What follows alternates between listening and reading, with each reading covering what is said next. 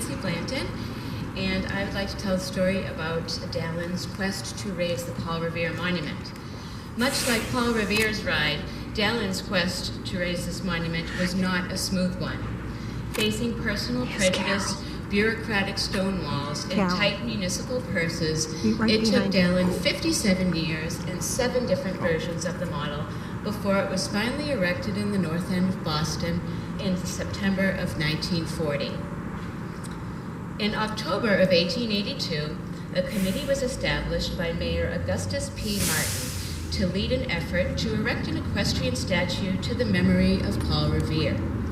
The committee issued circulars inviting artists to send models in by April 19, 1883, and a cash prize was offered for the entries that best represented Henry Wadsworth Longfellow's poem, Paul Revere's Ride. Entries were unsigned to ensure impartial judging, and the young Dallin was certainly enticed by that $300 prize. And just 3 years after he arrived in Boston, Dallin entered a model called Waiting for the Light. His was one of 8 models submitted for the competition. The 22-year-old Dallin was chosen as a finalist, along with highly regarded sculptors Daniel Chester French and James E. Kelly. But when it was revealed in the press that such a novice from the West was chosen as a contender for this important commission, Bostonians were incredulous, and Dallin found himself the target of such critical characterizations as Utah's cowboy sculptor and the youth from the godless Mormon city of Salt Lake. The Monument Committee did not select a winner due to a growing debate over the historical accuracy of Longfellow's poem. Paul Revere did not wait to see a light in the belfry of the Old North Church. That signal was meant to inform patriots in Charlestown of the route of the regulars if something happened to prevent Revere from riding. Apparently, the winning entries all showed Revere looking for a signal, and the committee therefore declared all of the entries historically inaccurate and said the contest would need to be rerun.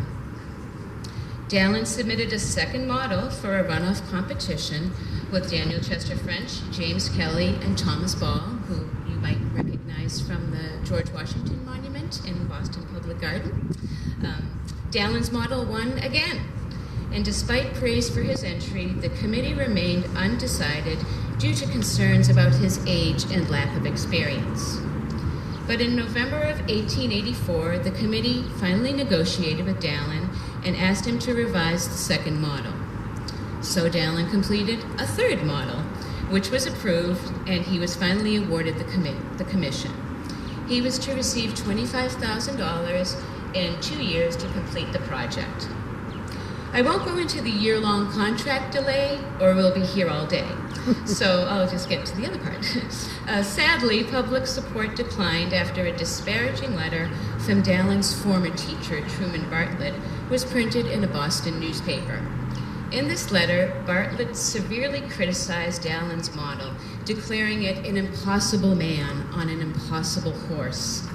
And without much of any excuse or explanation, the committee practically scrapped the whole project.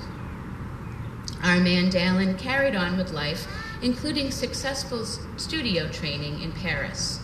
And after returning from that extended stay in Paris, he learned that his award-winning third model had disappeared from the gallery where it was being exhibited. So in 1890, he created a fourth model. It was well received in the press, but the monument project continued to lack leadership and political will. In 1899, after a lapse of nearly a decade, Dallin created a fifth model to renew interest in the monument project, and Mayor Thomas Norton Hart issued an appeal to citizens of Boston to help raise $20,000 to fund it. His effort was unsuccessful, and the project languished once again. But Dallin kept at it and offered a sixth model in the early 1930s. The statue received national attention in the press, but Boston officials made no attempts to revive the long-stalled project. 4 years later, Dallin created a seventh model, which he unveiled with an appeal to Boston Mayor Frederick Mansfield and trustees of the George Robert White Fund to support his effort. While Mansfield made a promise to help see the monument project through, the White Fund determined that the monument did not comply with the provisions of the trust and declined to support it. In the fall of 1939, frustrated but not defeated, Dallin got a little more creative with his appeal for funding and penned a parody of Longfellow's poem, Paul Revere's Ride, which Rod Holland will recite for us when I wrap up the story. And to quote Dallin, "By gum, I think it must have amused him, and it started him thinking again about the statue. I'm not exactly a poet, but I was able to put a lot of feeling into that poem." And finally, in 1939, trustees of the White Fund approved Dallin's request to finance the project. Dallin was to receive $27,500 for the statue, a mere $2,500 more than the amount he was to earn from the original 1884 contract. This meager sum was disappointing, as Dallin was expecting to receive around $80,000 for the work. His son and business manager, Lawrence, initially objected to the terms, but his other son, Bertram, compelled the family to accept, saying, "The money doesn't count. Just do it anyway. My father needs this." And with much less funding than anticipated, Dallin took matters into his own hands and set to work on a full-sized, heroic scale rendering of statue in clay at his own expense at his Arlington studio. It took him 4 months of exhausting work to complete the model and required 3 tons of clay. But Dallin was not out of the woods yet. Additional issues arose, and there were heated discussions between Dallin and the manager of the White Fund as to where the monument should be cast. The fund manager insisted the casting be carried out by T.F. McGann and Sons in Somerville, but Dallin preferred the Gorham Company of Providence, who had been casting his works in bronze for many years and whose fee was half the cost of McGann's. As staff at P.P. Caproni and Brother prepared sections of Dallin's statue for shipment to the foundry, gangsters stormed into the studio and stole the critical parts of the monument. And can you guess where those stolen parts were turned up a couple of weeks later? At T.F. McGann's studio.